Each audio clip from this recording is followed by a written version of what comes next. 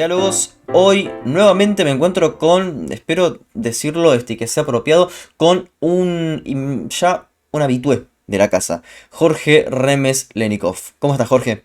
¿Qué tal, Facundo? ¿Cómo estás? Gracias por invitarme. La verdad que el placer es mío. Yo, como te decía por fuera de cámara, me pareces una persona muy afable, muy entrañable y muy honesta. Entonces es siempre bueno conversar con vos. Sos una persona y aparte con estudios sobre la realidad. Yo no voy a olvidar nunca en el diálogo que tuvimos la vez pasada que vos decías, a veces no es tanto un tema de teoría, es estudiar la realidad. Y eso es en lo que se enfoca tus trabajos.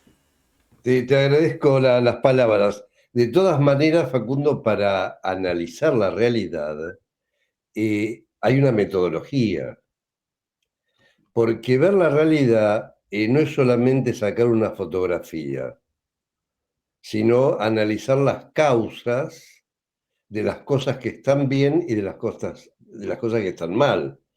Si vos sacás una foto, te vas a encontrar de que tenemos 40% de pobres. Pero uno se debe preguntar por qué hay 40% de pobres. Y ahí tiene que analizar la causalidad y va a terminar sabiendo o reconociendo que el problema de la pobreza es porque falta empleo, básicamente, ¿no? Y falta empleo porque no hay inversión. Y no hay inversión porque no hay ahorro. La tasa de ahorro de Argentina es del 14-15% aproximadamente, es bajísima, cuando para crecer se necesitan 23-24% del PBI. Y Argentina se fue descapitalizando, esto es, fue bajando el ahorro, fue bajando la inversión, fue bajando el empleo y tenemos la pobreza que tenemos. Entonces, esa realidad, nuevamente, no es una foto, sino que es algo dinámico donde uno debe estudiar con un método por qué tenemos el país que tenemos, digamos, porque hay inflación, porque hay pobreza, porque no crecemos, digamos, cuando uno quiere diagnosticar, siempre hay que tener un buen análisis de la situación. Caso contrario, se va a equivocar. Por ejemplo, uno escucha en el tema de inflación y hay distintas concepciones. Si uno no acierta con la correcta, todas las medidas que tome van a ser inconducentes, la inflación va a seguir. Y en ese sentido también dentro de esa realidad es importante siempre analizar la historia propia, ver cuándo tuvimos los problemas que tuvimos, por qué los tuvimos, etcétera, y ver también qué hicieron otros países en situaciones parecidas. ¿El FMI? O sea, con esta misma calma se los dijiste. Bueno, yo con la gente del FMI, digamos, no solamente con el FMI, yo en los cargos que he tenido, sea ministro de Economía en la provincia, en la Nación o diputado, eh, siempre he hablado así, es parte de mi carácter. El hablar tranquilo, despacio, no significa que uno no tenga firmeza en las cosas que dice, pero me parece a mí que cuando uno cuando uno está frente a otros negociando, no tiene que generar problemas secundarios que entorpezcan esa negociación. Si uno se irrita, si uno agrede, si uno insulta, mal predispone al otro, con lo cual el que termina perdiendo es uno toda vez que quiera negociar. Ahora, eso sí, yo tengo que, aunque entre por esta ventana casi, entra por la ventana un libro que tengo que leerlo para presentarlo porque parece una película de Leonardo Fabio. Es así, 115 días para desarmar la bomba, historia íntima de la última vez que se sinceró la economía. ¿Cuáles fueron las lecciones de la crisis del 2001 que la política no quiso aprender? Este es el último libro de Jorge Remes Lenikov. Les digo, léanlo en serio. Yo lo leí, creo que en un día, 2 es apasionante, es como vivirlo realmente en primera persona. Em, si bien yo iba a empezar por el final, porque la parte de la teoría justamente quería conectarla con el final, vos comentás desde el principio que, y esto es algo que se transmite en todo el libro, es como todo lo que calculamos del 96 en la provincia hasta el 99, no le erramos. Y cuando nos llamó Dualde para decirnos, bueno, acá, o a vos Jorge te quiero como ministro, no le erramos en ninguna, nuestros cálculos fueron acertados. Es una sensación que se me transmitió. Sí, sí, lo digo suavemente para no generar rispidez en el sentido de que uno se autoelogia. Nosotros, a ver, yo estaba en el ministerio, yo era ministro de Economía de la provincia y en el año 97 ya cumplía 8 años como ministro, la verdad que estaba un poco cansado. Entonces lo llamo a Dualde y le digo, mira, le digo, quiero hablar con vos eh, y le dije, mira, estoy cansado, acá en la provincia tengo un muy buen equipo, mi segundo puede ocupar mi cargo y yo quisiera asumir otro tipo de responsabilidades. Bueno, me dice, ningún problema, eh, pero dice, yo te tengo que pedir lo siguiente. Vos vas en la lista de diputados de la provincia, estoy hablando del año 97. Y cuando llegás a ser diputado, yo lo que te voy a pedir es que vos armes un nuevo equipo de economistas. Dejés el que estaba acá en la provincia con vos y armes uno nuevo para cuando vayamos a las elecciones del 99, las elecciones presidenciales del 99, es- vos te haces cargo. Y dicho y hecho, yo en el año 98 empecé a buscar gente en Buenos Aires, eh, y constituimos un grupo, un equipo, y desde fines del 98, principios del 99, comenzamos a trabajar.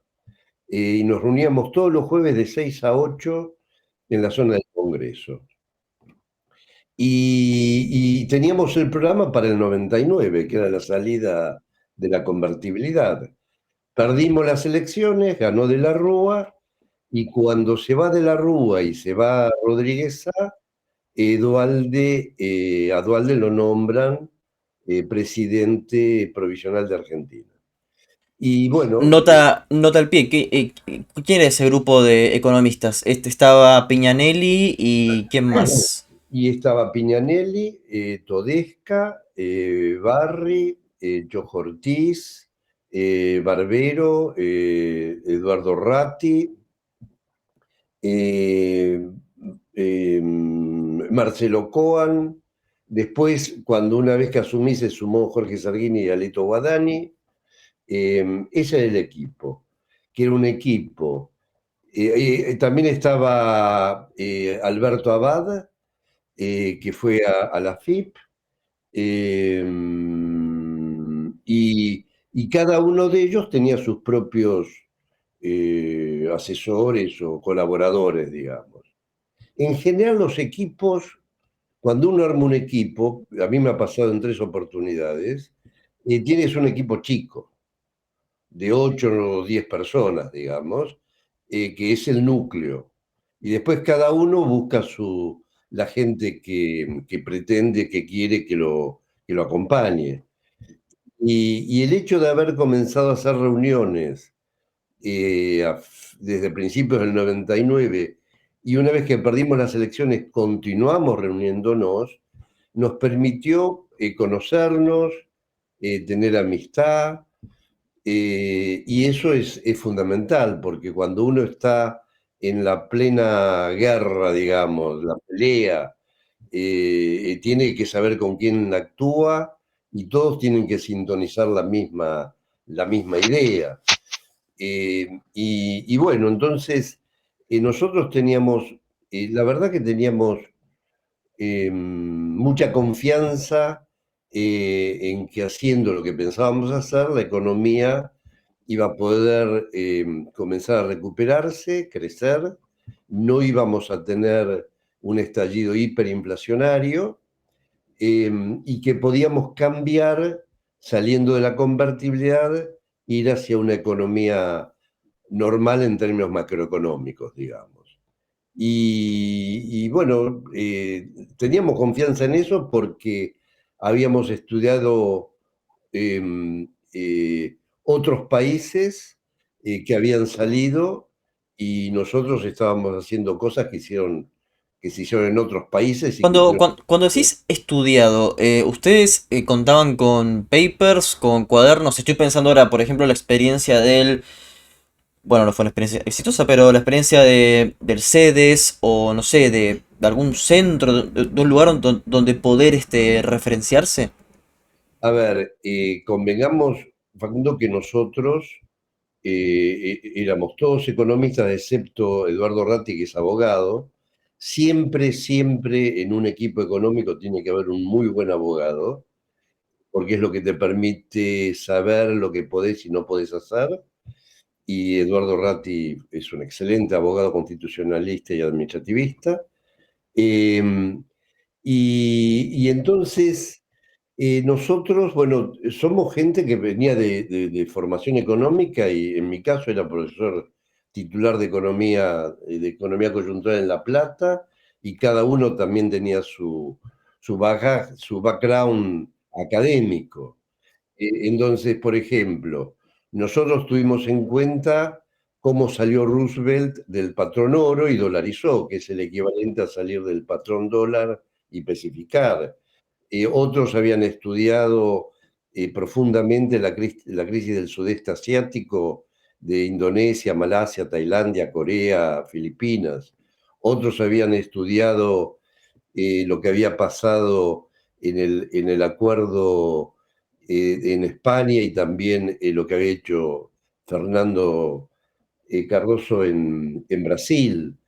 Digamos, ese tipo de análisis nosotros los teníamos muy, muy presentes, porque cuando yo te digo que nos reuníamos todos los jueves de 6 a 8, en esas reuniones, además de hacer un repaso de de la realidad del país en ese momento, nos permitía decir, mira, estuve revisando los archivos, la biblioteca, referencias, etcétera, y encontré este paper. Bueno, discutamos el paper.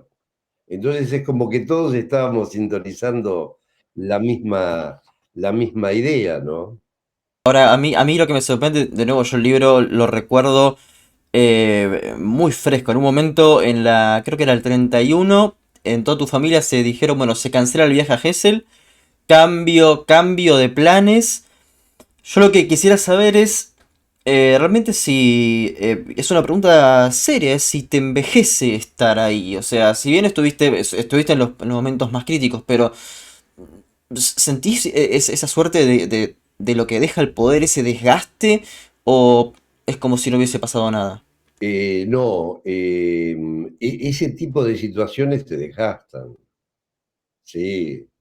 Me pasó lo mismo en el primer año cuando yo asumí en el Ministerio de Economía de la provincia, en 1989, cuando la hiperinflación. Fue un momento extremadamente difícil que lo sorteamos después de 6, 8, 10 meses, y mejor cuando terminó la hiper en el año 91, pero fueron 2 años bravos. Y acá fue bravo, sí, te desgasta, ¿eh? Sí, sí, sí, te salen más canas, digamos. No, no, pero digo, en el día a día es curioso, ¿no? Porque estábamos bromeando con Jorge antes, que él le pidió requerimientos a Dualde y fue uno, en realidad. Que le dejara dormir la siesta, creo que era de 1 a 1:30, más o menos por ahí, de la tarde, claramente. Pero después es como que no se notan. Que esto quizás en el libro, no sé, es una sugerencia o comentario de un fan de que lo leyó. No se siente la presión. Vos decías, sí, en un momento me llama Felipe González, me llama un ministro, y que Dualde me decía, no vengas a actos políticos. No, al revés, yo decía, no, no voy a ir a actos políticos. Esa presión sí está, pero parece como que todo lo puedes ir piloteando. Pero, ¿cómo era esa tensión en el día a día? No, eran tensas, pero hay un problema de manejo del tiempo y de las emociones. Y uno eso lo aprende con la experiencia. Nadie te enseña eso. El haber estado 8 años de ministro en la provincia de Buenos Aires, que como vos bien sabés es muy grande y muy problemática, eso me dio mucha experiencia, de tratar con gente totalmente distinta a uno, de distintas corrientes, de distintos sectores sociales, de distintos intereses. Entonces, es como que la tensión va por dentro, pero jamás se exterioriza. Por supuesto que nosotros teníamos presiones, claro que las tuvimos, pero son parte de esa realidad y parte de ese oficio. Y uno lo que no puede hacer cuando es funcionario es perder el control de sí mismo. Si vos perdés el control de vos, el más perjudicado sos vos, pero también las decisiones que vos tomás. Nunca hay que tomar las decisiones en caliente. Y nunca te olvides lo digamos, yo siempre he leído mucha historia, ¿no? Y algunas biografías. Y en general es gente en momentos muy críticos que tomaba decisiones después de un rato de pensar y iba para adelante. Siempre, a ver, en la Segunda Guerra Mundial, que para vos sos muy joven, pero en mi caso, yo nací después de la Segunda Guerra, inmediatamente después, y en mi familia y en la sociedad estaba muy presente la Segunda Guerra. Entonces, cuando uno analiza cómo tomaban decisiones gente como Roosevelt, Churchill, es como que tiene un aprendizaje también, ¿no? Napoleón en su momento, eh, cuando decía Napoleón al cochero, decía, vaya despacio que estoy apurado, es muy característico, ¿no? Entonces, es un aprendizaje, por eso que muchas veces uno piensa que para llegar a ciertos cargos muy relevantes, es bueno, más allá del conocimiento, es bueno tener experiencia, porque es lo que te permite eh, enfrentar los conflictos, las vicisitudes, pero nunca hay que pelearse ni levantar la voz. Yo me encuentro, por ejemplo, yo acá en La Plata caminando, viejos dirigentes con los cuales habíamos discutido en el ministerio y nos vamos a tomar un café, digamos, no, nunca nos peleamos, sí discutimos. Una reunión con los sindicatos, me acuerdo, duró 8 horas. Sí, sí, sí, sí. Pero en la provincia, ¿no? Pero bueno, uno, en democracia, uno tiene que aprender a escuchar al otro y respetar al otro, porque cada uno tiene sus posiciones.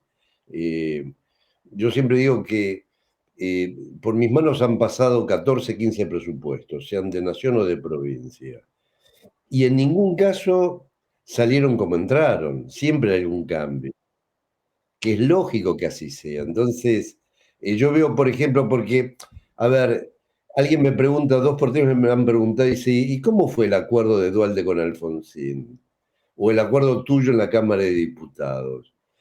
Y bueno, digo, se pudo hacer eso porque en el siglo pasado lo que era el peronismo y el radicalismo, más allá de que cada uno cuidaba sus propios votos, nunca hubo palabras obscenas de maltratos y demás. Entonces, para mí era muy fácil hablar en diputados, yo estaba junto con Lamberto, que éramos los referentes económicos de nuestro bloque, hablar con Bagliño, Jesús Rodríguez, eh, permanentemente, y discutir, intercambiar ideas y después ir a comer juntos. Cada uno tenía su posición, pero pasó lo mismo con Dualde y Alfonsín. Nunca se agredieron. Nunca se agredieron. Entonces, ante una situación difícil, como fue en este caso 2002, se podía hablar y la palabra valía. Lo que uno acordaba en diputados o lo que Dualde y Alfonsín acordaron que era salir de la convertibilidad, se respetó a rajatablas. El acuerdo fue para salir de la convertibilidad. Yo estuve presente, con lo cual yo recuerdo que a principios del 2002, El de la quinta, ¿no? El de la quinta en Lomas. sí, Sí. no, en la casa, En la casa. Claro en la quinta que, de San Vicente. no, pero el que en el libro contás que estabas en una silla de plástico, ¿no? Abajo de una... Eso fue cuando él me ofrece ser ministro de Economía de la provincia. Ahí fue en la quinta de San Vicente. El acuerdo con Alfonsín fue en la casa de Dualde en Lomas, Lomas de Zamora. Este, y yo recuerdo que a principios del 2002 muchos decían hay que aprovechar para hacer las reformas estructurales. Más allá que era un absurdo, porque en ese momento ya el salir de la convertibilidad en una reforma estructural y traía muchos, una gran complejidad, mi respuesta era, el acuerdo fue para salir de la convertibilidad, no para hacer otra cosa. No se puede meter subrepticiamente que yo reforma laboral o esto o aquello otro, no. La palabra tiene valor. Y el acuerdo de Dualde Alfonsín fue para salir, la convertir y empezar a reactivar la economía y no tener hiper, etcétera. Ahora, hay algo que yo, estabas hablando de la historia, hay un documental que yo recomiendo absolutamente de la BBC, que es este sobre Tony Blair y Gordon Brown, lo que fue el gobierno. Uno puede criticarlo, ¿no? Pero en el 2003 Blair apoya a Bush con Irak. Y uno de los del equipo de Blair, Pete Mandelson, dice, bueno, me levanté y pasó esto. Bueno, yo en la función pública tengo que trabajar, no puedo dudar. ¿Te pasó eso? De momentos en los que no podías dudar, digo, a la noche cuando dormías. También quiero saber cómo es una mañana de un ministro en plena crisis. Supongo que el teléfono, porque había teléfonos celulares, te explotaba o ¿cómo hacías para poder transitarlo? A ver, son dos cosas. La primera es cuando uno tiene que tomar una decisión difícil. Lo que pasa es que nosotros sabíamos, porque nos habíamos charlado y preparado, que teníamos que devaluar, teníamos que especificar. Es todo difícil. Eso lo sabíamos y lo hicimos el primer día. Ahora, aparecieron posteriormente problemas. La famosa frase de Dualde que dijo, el que depositó dólares va a recibir dólares, o cuando la Corte Suprema de Justicia abre el corralito, eso genera problemas y exigía una reunión de gabinete económico. Y una vez que se tomaba la decisión, uno se ponía tranquilo porque consideraba que esa era la decisión. Y en ese gabinete, aprovecho, en ese gabinete económico participaba el Banco Central, cuyo presidente era Blecher y el vicepresidente era Piñanelli. Y participaban porque obviamente que mantenía su autonomía, pero en una crisis el tema económico tiene que estar unificado, digamos. Entonces, eran parte del gabinete y lo que se hacía en economía o en el Banco Central era de común acuerdo entre el Ministerio de Economía y Banco Central. Ahora, ¿cómo era el día? Y bueno, yo me despertaba a las 6, leía los diarios y 7 menos cuarto, 7, contestaba periodismo, hasta las 8:30, 9 me iba para el ministerio. Y después a la noche terminamos tipo 8, 8:30 y por ahí había alguna cena que teníamos que participar alguno de nosotros. Em, pero ahí también dormía la siesta, porque detrás del despacho del ministro de Economía había un catre, digamos. Así que, o si no, en un sillón. Media hora, a ver, Frondizi, Perón, ellos dormían la siesta y decían, hay que dormir la siesta, pues amanece 2 veces. Eso es cierto, eso es muy cierto. Pero Un corte, digamos, es bueno. sí, y más en esta situación que, bueno, te me adelantaste unos pasos, digamos. Es impresionante cómo cuando vos llegaste, lo que mencionaste en el libro es que siempre apareció un ministro que te decía, bueno, Jorge, yo tengo problemas con tal, yo tengo, no sé, o hay una, o algo, una cooperativa en tal lado. ¿Cómo administras esos problemas, cuando las papas queman y cuando las cosas empiezan a salir? Estas cuestiones de lo que se pueden decir las transferencias discrecionales. ¿Qué hacer con eso en un momento en que las provincias explotan? ¿Cómo poder manejar eso? A ver, y nosotros teníamos la idea y que dio resultado, que cuando uno está en crisis es muy difícil discutir punto por punto, porque hay millones de casos específicos. En la técnica económica se llama cross the border, medidas generales para todos. Cuando son generales para todos, es más fácil discutir las cosas puntuales. Por ejemplo, en el caso de las transferencias a provincias o de gasto público, lo congelamos. Ahí estaba Lamberto, que tenía espaldas para hacerlo, y como habíamos decidido que no había aportes a las provincias, no había aportes a las provincias. Porque si uno empieza a decir, ah, no, esta provincia le vamos a dar esto, el mundo económico es muy transparente, todos se enteran. Entonces, si uno le da algo a una provincia, rápidamente van a venir todas las otras. Y No, no, ahí yo entiendo eso, pero quiero saber cómo repercute personalmente, porque entiendo, cualquiera que tome un libro de historia sabe la restricción que había en ese momento y que no se podía emitir porque se iba a una hiperinflación. Pero personalmente, ¿cómo te caía eso de decir, bueno, puede haber un comedor, no sé, algo en Corrientes o algo que necesite esta plata y después ves los noticieros y gente que se muere de hambre? ¿Cómo lo procesás todo eso? no, no, no, no, no, no. Eso tiene que ser muy rígido y lo tienes que asumir. Y sí, uno sabe que cuando el país estaba quebrado y cuando un país está, o una empresa o una familia está que, no una familia, una empresa está quebrada, lo que reparte es pérdida, lo que tiene que hacer es atemperar la pérdida. Pero en el caso de los comedores, rápidamente, rápidamente, en 3 o 4 meses, sacamos el plan Jefas y Jefes de Hogar, el dinero de las retenciones, y era para 2 millones de personas. Mirá qué época, ¿no? 2 millones de personas en emergencia, y ahora hay 20 millones. Este, pero después, porque uno, a ver, si uno se pone en el lugar del otro cuando va a hacer el pedido, accede al pedido y se cae el sistema, se cae el modelo.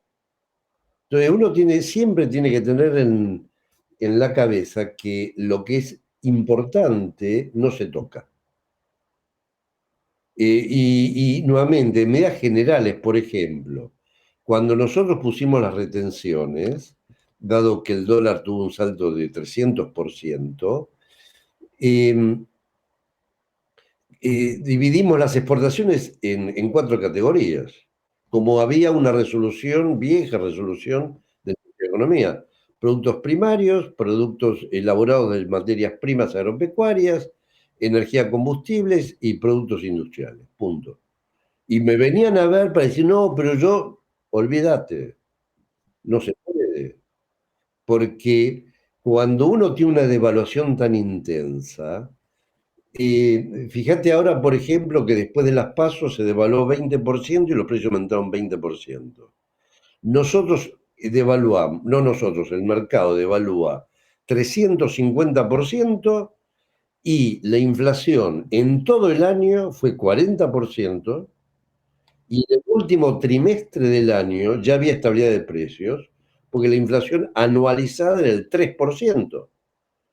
Y la economía, cuando asume Néstor Kirchner, la economía estaba creciendo al 8%, la inflación era 3% anual, eh, eh, y había superávit fiscal y superávit en la cuenta corriente de balance de pagos. Y eso se hizo porque en los primeros meses del 2002 hubo un esfuerzo importante de toda la sociedad, pero que es lo que permitió en menos de un año ya estar saliendo bien, digamos, ¿no? Ahora, vos mencionas que hay dos cisnes negros, que fueron el primero, el de Duhalde, el de mencionar lo que no tenía que mencionar, porque vos habías estado, creo, como hasta medianoche hablando con él el discurso, se había presentado, pero se ve que un asesor retocó algo de más. Bueno, pasó. Y después, otro cisne negro es el juicio a la corte, que parece que, bueno, en términos económicos, no fue muy importante, y no recuerdo quién fue el que te recibió con un habano que te dijo el tema del corralito, bueno, no es importante, ahora estamos con otra cosa. A ver, claro, ahí, eso fue un error político del gobierno y del radicalismo, del peronismo y el radicalismo, porque querían hacerle juicio a la corte que era la corte menemista.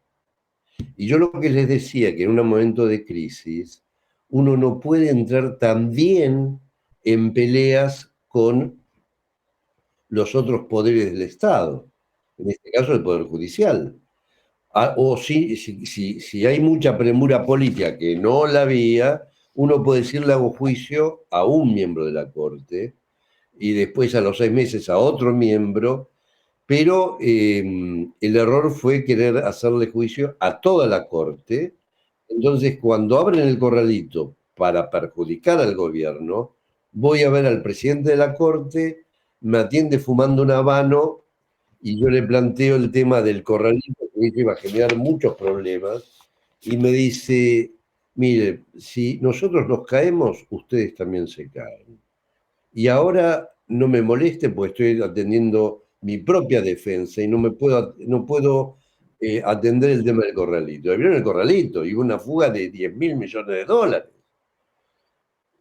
Pero eso fue una mala actitud de la Corte, pero también una mala actitud de algunos diputados. No de todos, pero sí de algunos. O sea, uno entiende que se puede actuar de buena fe queriendo enjuiciar, pero bueno, las consecuencias pueden ser terribles. Y eso derivó en el llamado corralón, ¿no? En ese sentido. Claro, que se prohibió la transferencia de un banco a otro de los fondos propios. Tenía que quedar dentro del propio banco y entonces extremamos, digamos, el corralito, pero vale comentar también en este caso que el corralito sirvió y fue como objetivo principal, tuvo dos objetivos. Primero, no desestabilizar la economía y segundo, proteger al ahorrista. Porque, ¿qué hubiera pasado si no hubiera habido corralito? Lo que hubiera pasado es que el 3 de febrero, porque vencían todos los plazos fijos el 3 de febrero por una orden de Cavallo, y que dijo el 3 de febrero abrimos todo, pues está todo, ¿verdad? Bueno, el 3 de febrero todos los ahorristas, que era más de 1.000.000 por 45.000 millones de dólares, hubieran ido a los bancos a pedir un fondo. Y el banco le hubiera dado los 5 primeros de la fila sus depósitos, para el resto le hubiera dicho, sorry, no tengo más plata, porque todo ese dinero que depositado estaba prestado, y el Banco Central tendría que haber cerrado los bancos, todos. ¿Cuándo hubieran cobrado? Nunca. La economía hubiera colapsado, pues Un nadie. plan Bonex, algo así como un plan Bonex hubiese sido casi. No, no. El plan Bones se cobró. Acá no hubieran cobrado, porque cuando un banco va a quiebra, va a juicio. En el año 80, el gobierno de la época, el militar, Martínez de Oz, cerró el Banco de Intercambio Regional. Año 80. Más o menos los ahorristas cobraron un 10% de lo que tenían a principios del año 2000, 20 años después. Entonces, con el corralito todos, porque después sí vino un plan Bonex, de alguna manera, voluntario, todos cobraron. Algunos cobraron menos. Los que sacaron rápidamente los depósitos, algo perdieron. Pero los trabajadores con sus salarios también perdieron. Todos perdieron una crisis. Pero salvaron el cálculo que se hizo, que no lo hicimos nosotros, sino un académico, era que en promedio la pérdida de los ahorristas fue 15%. Y los salarios, perdón, también algo parecido, digamos. y los exportadores lo mismo por las retenciones. Todos pusieron algo. No se sale de una crisis, de un quebranto con lo mismo que tenía 10 años antes. Pero claro, obviamente, por supuesto. Ahora, esto, olvidando la convertibilidad, el movimiento, la estrategia Corralito de Cavallo, ¿fue acertada? A ver, el tema es que cuando uno está estratégicamente hablando en la dirección incorrecta de un modelo que no va más, todo lo que haga no sirve para nada. Cuando uno está en una estrategia que es la correcta, digamos, en el sentido de que va a permitir crecer y estabilizar los precios, uno puede discutir alguna medida y se puede equivocar en alguna medida, en la dirección correcta. Lo que, en cambio, en la dirección incorrecta uno puede hacer las cosas muy bien, en la dirección incorrecta, con lo cual no va a ayudar a nada. La convertibilidad ya había caído en la época, cuando, a ver, que esto tiene que ver también con lo actual que se habla de la Por dolarización, el dólar futuro que habías visto.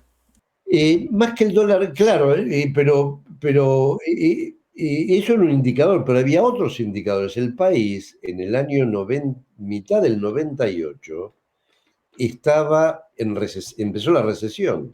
El ministro era Roque Fernández. Y claro, lo que decía el entonces ministro era el piloto automático, no había nada que hacer porque todo se iba a ajustar. Pero ¿qué es lo que pasó? La convertibilidad podía emitir si había ingresos netos de fondos externos. Como se producen las crisis del sudeste asiático y de Brasil, los fondos empiezan a salir de los países emergentes y también de Argentina. Entonces, cuando los fondos salen, en términos netos, el Banco Central reduce la base monetaria y la economía acelera o profundiza la recesión. Por eso es que en esa época, 99, 2000, se crearon las cuasimonedas de las provincias para decir, bueno, si no, no había físico para hacer la actividad económica, comercial, digamos. El corralito, como la dolarización, que también proponían la dolarización en aquella época, nosotros no, con la organización estábamos en desacuerdo. Yo creo que lo mejor es tener una economía normal, como tienen todos los países que se desarrollan en el mundo. No hay que inventar nada. Pues si vos me decís, todo el mundo está dolarizado, bueno, tomo nota. Pero si hay 5 países y muy pequeños, como unas islas del Pacífico, Panamá o Ecuador incluso, y ningún país de la complejidad de la Argentina está dolarizado, pues entonces quiere decir que nadie la toma. En cambio, sí toman las características básicas de una economía normal, como tienen los países limítrofes nuestros, sin ir a Europa o al resto de a México, a cualquier otro país, al Asia. No tienen inflación. Y no tienen inflación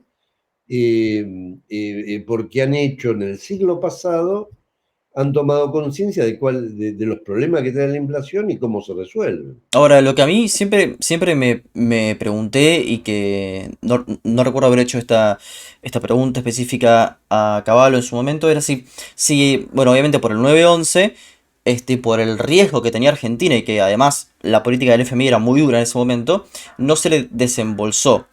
Si se le desembolsaba la convertibilidad y tomando en cuenta que había atraso cambiario, ¿podría haberse ido? No, de ninguna manera. Porque, a ver, lo que no se desembolsó del acuerdo del FMI eran 2.500 millones de dólares. No es nada eso. Nosotros habíamos perdido 25.000 millones de reservas en el año 2001 porque los depositantes habían sacado depósitos que estaban dolarizados y habían sacado 25.000 millones. Entonces, 2.500 no sirven en ese contexto. no es qué es lo que generó la salida de la convertibilidad. Acordémonos que previamente a eso, López Murphy había bajado los salarios para decir que había que achicar el déficit, lo cual es cierto, pero no a través de ese mecanismo, pero era cierto, y con eso se salvaba la convertibilidad. O Cavallo le incluyó el euro para ver si se salvaba. No, cuando un sistema estéreo de muerte se muere, y la convertibilidad es como este sistema actual, de emisión, emisión, emisión, o aumento de impuestos, se muere. No, por eso que en las PASO más del 60% de los votos fueron a modelos totalmente distintos a este vigente, porque no va más. Hace 12 años que la economía argentina no crece. ¿Cómo uno no toma conciencia y dice, ¿y por qué no crecemos? Por qué no se hace un debate del por qué no hemos crecido en 12 años? Todo el mundo creció 30-40% y nosotros caímos. Entonces, no, la convertibilidad estaba ya en el año 96, 97 se tendría que haber salido. En esa época había 30.000 millones de dólares de reservas, obviamente había estabilidad de precios, había poco déficit fiscal, pero se enamoraron de un instrumento de política. Y lo que uno se debe enamorar son de los objetivos de la política. Porque, nuevamente, a mitad del 98 la economía comenzó la recesión, época de Menem, llega y de la Rúa, su campaña fue prometer que iba a seguir en convertibilidad, y seguimos cayendo. Y entre mitad del 98 y fines del 2001, la economía cayó 17%. Entonces, el instrumento convertibilidad ya no tenía ningún sentido desde el año 97. Para Si mí, hubiera, algo que me llama mucho la atención es que vos decís, Dualde tenía la visión de decir, no sé de economía, mientras Rodríguez Sá, claro, se apoderaba de esta cuestión de crear el argentino o alguna moneda distinta, cosas así. Ahora, hay una cosa muy interesante, no sé si se puede revelar quién fue el gobernador o no, que te dijo, no, las cuasimonedas se van a licuar solas porque están hechas con papel impreso. No sé, qué era? ¿Con hojas A4? ¿Con qué? ¿Con qué la eh, habían hecho? a ver, la emisión de cuasimonedas, que eran 11 provinciales y una nacional, que eran los LECOP, eran títulos o bien en las propias empresas de impresión con buena definición y buen papel. Bueno, Chicón era una de esas, una de la que se tuvo que dar vudú después. La que imprimía los patacones y también podía hacer billetes, además de la Casa de la Moneda, pero hubo algunos que le ponían papel, no papel especial, sino papel más común, no de buena calidad, entonces se deshace. El papel en los billetes es fundamental, obviamente, porque pasa por ahí 50, 60, 70, 100 veces de mano en mano. Hay todo, en Estados Unidos está muy estudiado eso. ¿Cuánto dura un dólar? Sí, la velocidad del dinero. Sí, sí. Claro, lo que pasa es que, ojo, pongámonos también en aquella en aquella, hace veintitantos años, no es como ahora que hay transferencias bancarias, tarjetas y demás. En aquella época era todo dinero físico. Entonces se gastaba mucho más rápido que las tarjetas, ¿no? Pero sí, hubo algunos que hicieron alguna trapisonda con eso. Sí, pero bueno, pero igual la verdad que es un caso realmente para reírse. Ahora, justamente lo que me llamó la atención a mí, del libro, era que a vos te llamaban personas como Felipe González. Y que después te sentaste a hablar con el fondo. eh, y les dijiste. O sea, lo de Felipe González me queda porque no sé a cuento de qué te estaba llamando. Y después, al fondo le dijiste, hubo creatividad en las cuentas bancarias del Banco Central. Es decir, hubo mentiras en las estadísticas de la administración anterior. No sé si te referías a la alianza o al menemismo. A ver, no, en el último año. Tanto es así que antes de comenzar las negociaciones en febrero, ellos pidieron 20 días durante enero para revisar las cuentas y tener números exactos. Porque no todos eran exactos, digamos.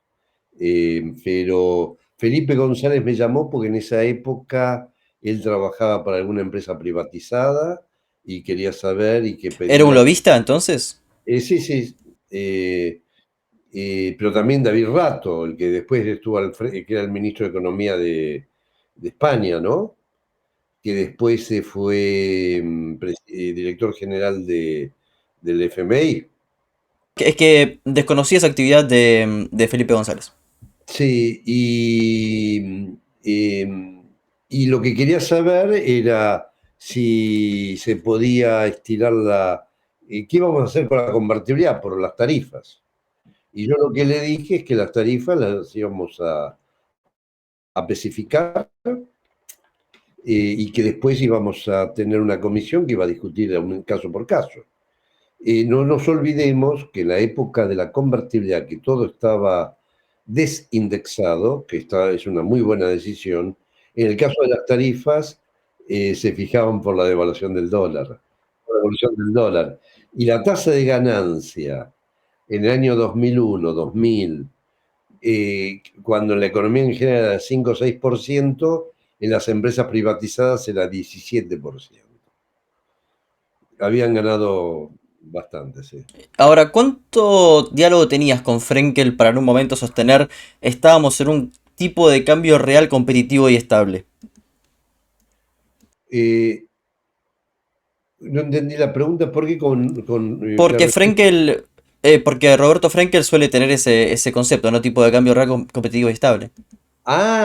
Bueno, eso, una vez que llegó al pico, que fue en el mayo del 2002, que llegó a 3,90, 3,80, como nosotros habíamos llevado adelante una política fiscal y monetaria muy contractiva, y no había habido aumentos de salarios ni de tarifas, ese tipo de cambio se empezó a estabilizar y empezó a bajar. Y, y si mal no recuerdo, en el año 2006 todavía seguía el mismo valor. Se fue corriendo el colchón, pero duró 4 o 5 años, que fueron precisamente los mejores años de Argentina en términos de crecimiento y de reducción de la pobreza. El problema es que con Néstor Kirchner empezó la inflación, porque si nosotros dejamos una inflación, cuando digo nosotros me refiero ya más al gobierno de Dualde, ¿no? Una inflación del 3% anual, cuando se fue Néstor, la inflación era 15%. Cuando se va Cristina, la inflación es 25%. Cuando se va Macri es 50%. Y cuando se y ahora será 150%. Ahora, vos remarcás que en una conversación con Cristina Kirchner, vos hablaste 2 minutos de economía y ella habló 50, lo cual me da como otra versión que no es tanto Néstor, sino parece más Cristina en este sentido. A ver, Néstor tampoco sabía de macroeconomía, pero sí sabía de política fiscal porque había sido gobernador. Había manejado una caja, en el buen sentido del término de caja, las cuentas públicas. Cristina no tenía formación económica, ella es abogada. No tiene por qué saber economía y no sabía, pero bueno, el problema es cuando alguien de alta jerarquía dentro del gobierno cree que sabe todo, porque escuchó, porque habló, porque esto, por aquello. Y para saber hay que estudiar, digamos, y hay que estudiar en una disciplina específica. Es como, yo sé, digamos, estudié economía, pero no me pueden pedir que haga una operación de un cerebro, porque no, ya tengo. Está mal pedirle a alguien que no es economista que hable de economía, y está peor si la persona cree que sabe economía porque estudió una materia de economía en algún momento de la facultad. En ese sentido, Dualde era muy, muy honesto, muy sensato, y dice, yo no entiendo de macro. Yo dedicaba el tiempo necesario para comentarle, explicarle cada una de las medidas que tomábamos para que supiera, ¿no? Sí, lamentablemente hay gente que porque llega a un alto nivel como puede ser al más alto nivel como puede ser la presidencia, cree que puede saber todo. Y no es así. Yo creo que el que llega a la presidencia lo que tiene que saber es el direccionamiento estratégico de la política que va a implementar y después rodearse de muy buenos ministros elegidos por él para que le digan cómo se hace.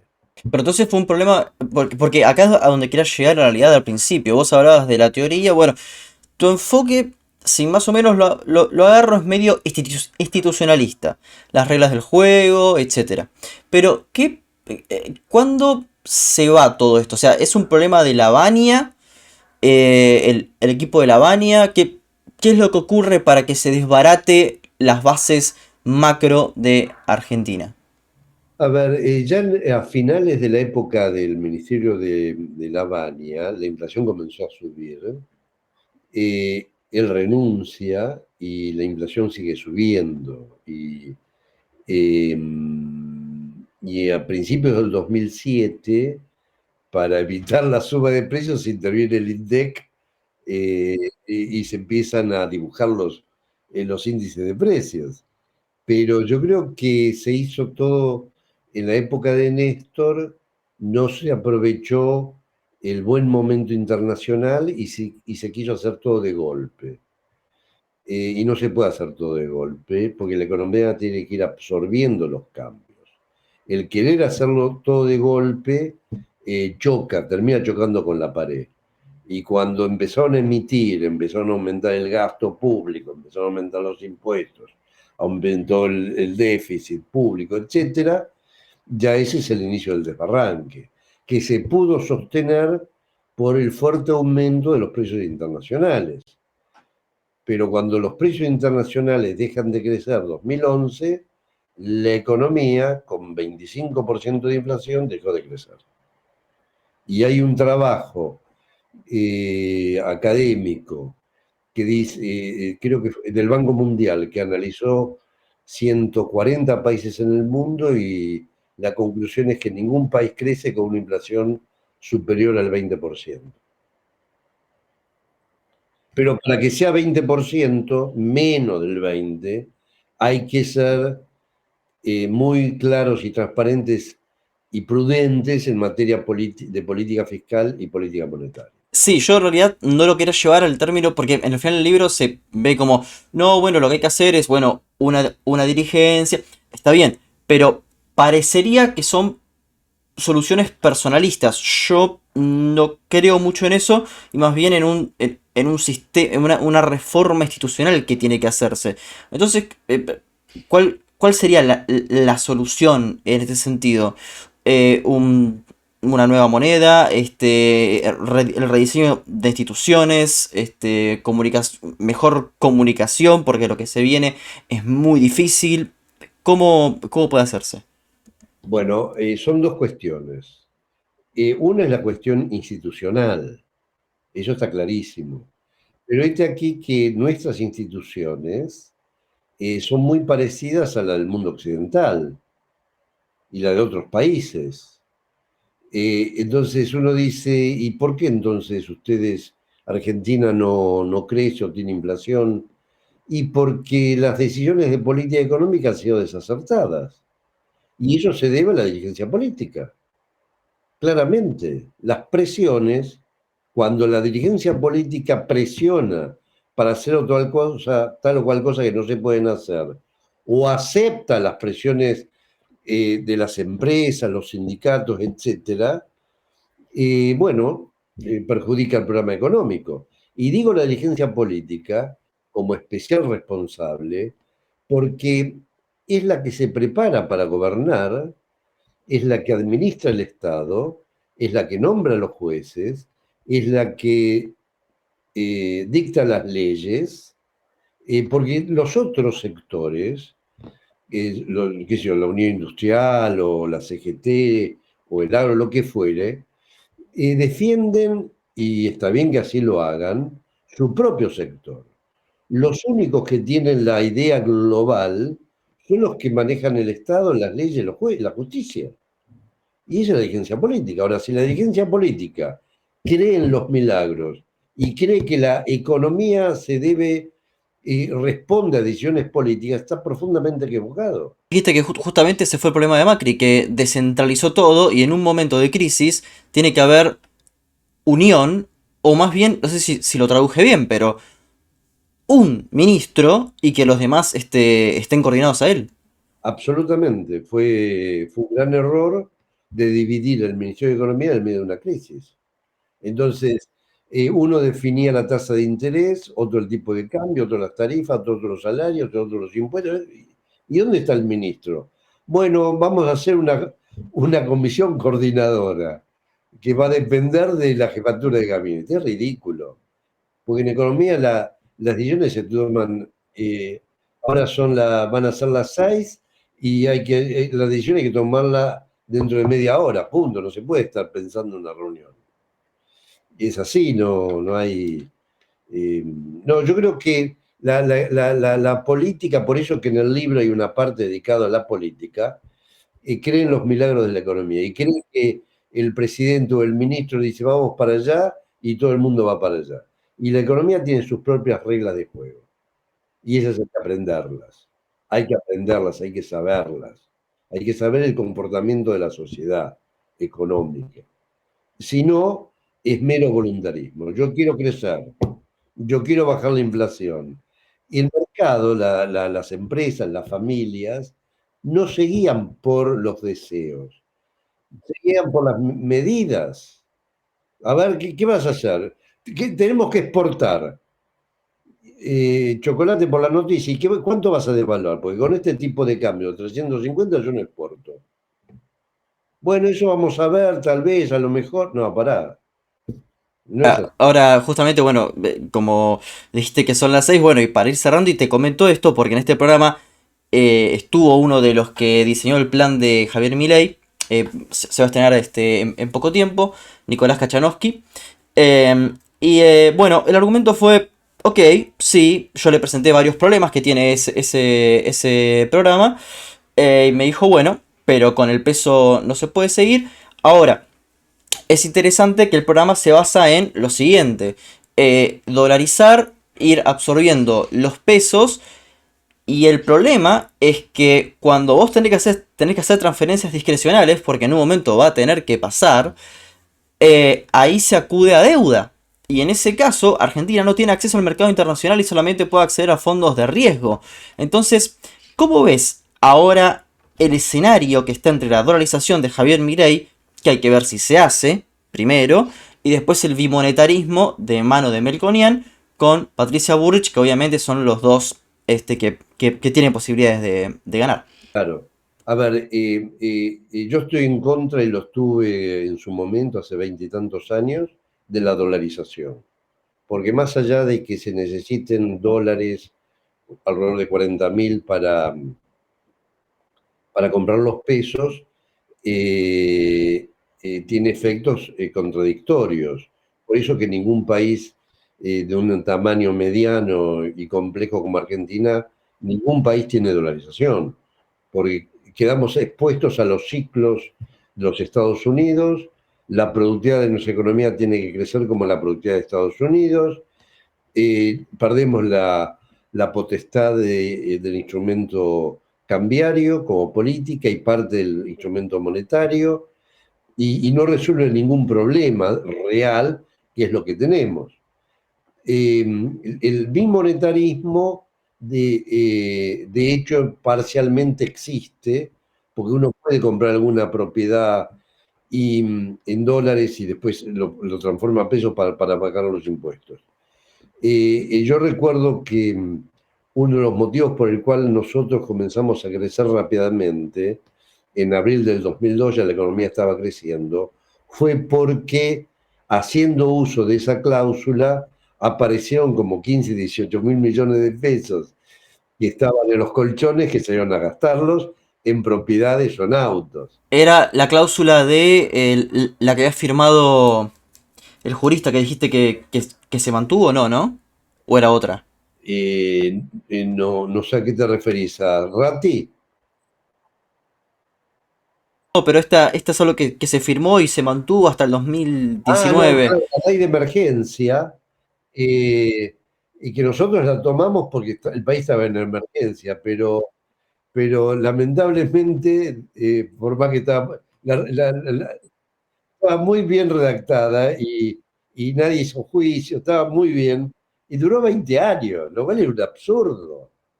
Era por 2 años, vencía en el 2003. Y después se enamoraron de la emergencia, cuando el país no estaba en emergencia. Es un chiste eso ya, ¿no? Porque el país de año 2006, 2007 crecía, no había inflación y demás, y estamos en emergencia. Pero bueno, son los errores, nuevamente, esos son temas institucionales, productos de los dirigentes políticos, no de las circunstancias, porque la ley vencía a 2003.